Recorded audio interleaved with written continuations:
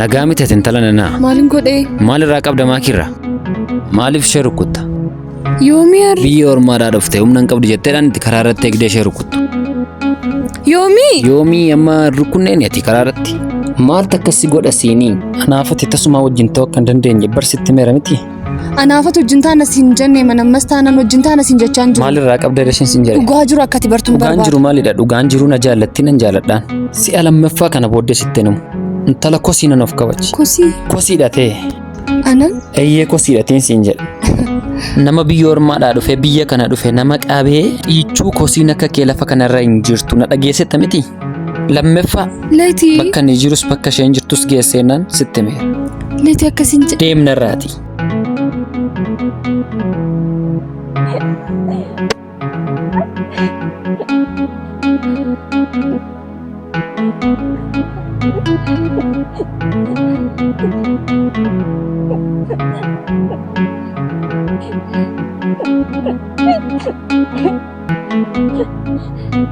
Bareedaa koo akkamii jira kunoo ammoo sii dhufu jala geera ammoo fixaan jira bakka waa sittin himni intala tokko gufuu natti taatee wajjin guddanne minaamin jedhee ani haadhi mannaan kee moogaa na beekta mitiire an falan dhabu silaa walittiin isaan naqii dhufe amma na amaneera maatii isaa jinis wal na barsiiseera fixeeraan siin jedhe amma fixeera bakka fideema dhufu duwwaadha akkansi jaalladhu moo beekta mitiire naa jiraadhu bakka ammayyuu dhufuu danda'ati. Atamma mana keetti gamnadha hangowaadha miti. Lakki akkati yaaddee miti lati. Akkamidha ree? Na dhaggeeffadhu. Shaanxaa kee qopheeffadhu. Ganama keensi geggeessa. Buufata konkolaataatti ganama wal agarra. Shaanxaa kee qopheeffadhu dheera siin bilbila.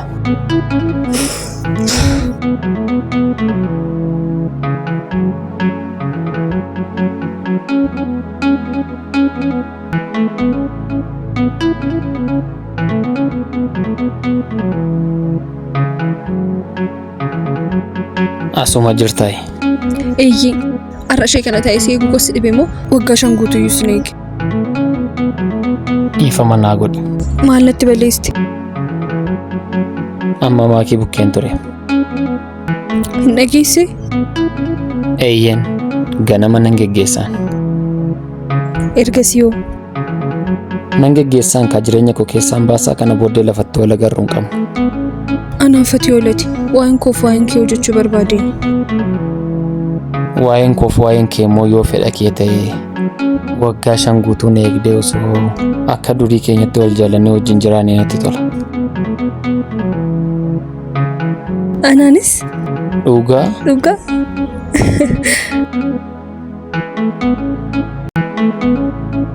Lammii koo nagaa keedha raadhiin dhufe. Akkamitti? Imimmaan koo buusee garraamii fakkaadheen ka. Sanummoo intalli tokko takaallaan itti taatee turte. Isheedhaan akkan godhee jireenya isaa keessaa baasee kan koo godhadhee dhufe. Gaarii goote akkasitti si beeka. Fedheeraan kaam fedheeraan amma erga kan koo ta'eeti qabeenya isaa hunda isaa fudhannee anaaf itti faa jennee jiraan. Bashannannee wajjin jiraan. Naa jiraadhu.